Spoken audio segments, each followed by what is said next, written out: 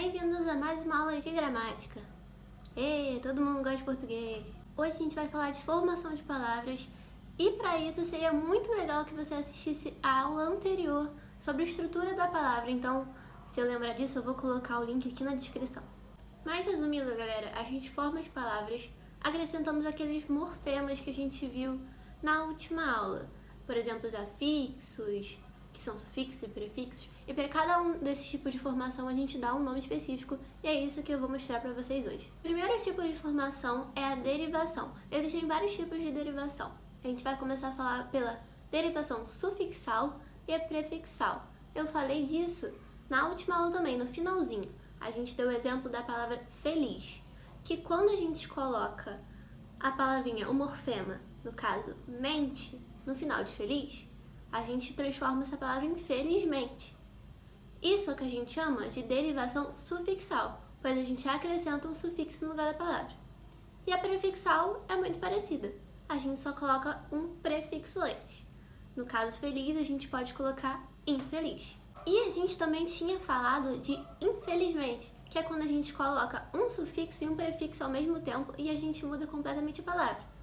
E aí, galera, a gente pode chamar essa derivação de sufixal e prefixal. Sim, ao mesmo tempo. Recapitulando, gente. Felizmente é uma derivação sufixal porque põe o sufixo.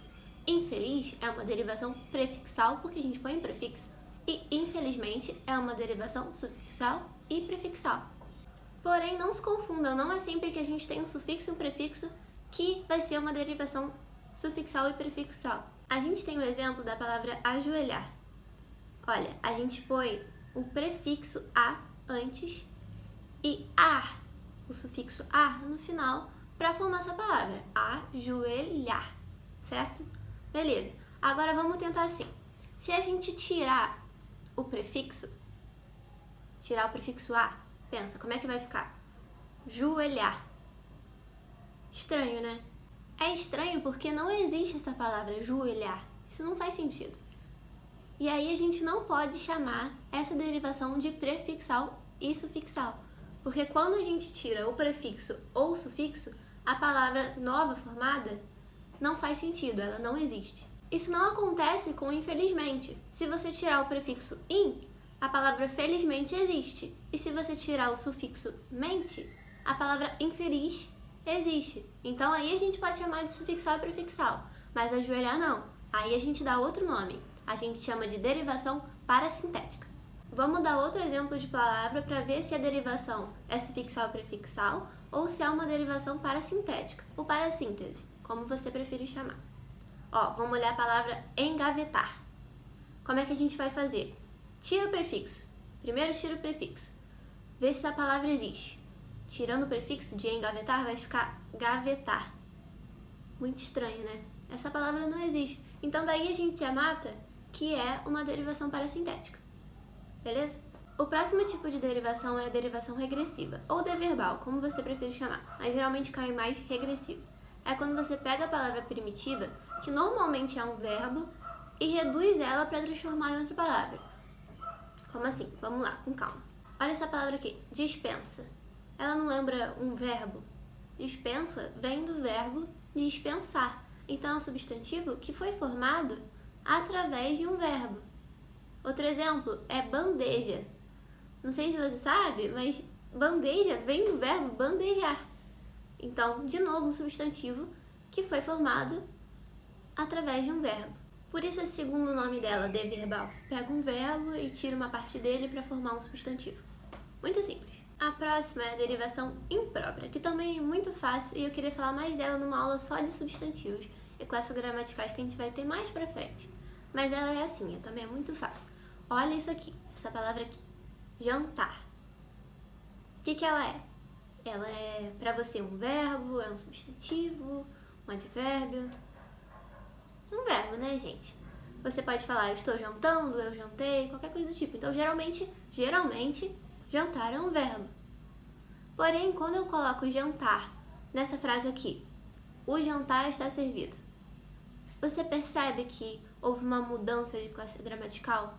Por quê? Quando a gente tem um artigo, o, a próxima palavra, a palavra que está acompanhando o artigo, é sempre um substantivo. Então aqui nesse caso, jantar não é um verbo, jantar é um substantivo. Então houve uma mudança de classe gramatical e quando ocorre essa mudança, a gente chama de derivação imprópria. Outro exemplo é com a palavra baixo.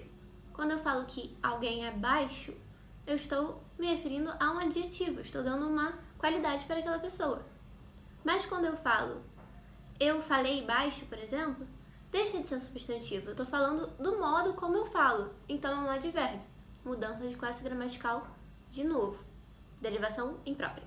Fim da derivação. Agora a gente vai para composição. Composição tem dois tipos, por aglutinação e por justaposição. Vou explicar cada uma delas. A composição por aglutinação é quando a gente faz uma fusão de duas ou mais palavras para formar uma nova e há uma perda de fonema.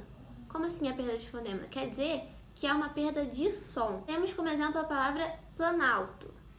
Planalto é a junção da palavra plano, é a junção, a fusão da palavra plano com a palavra alto. Planalto.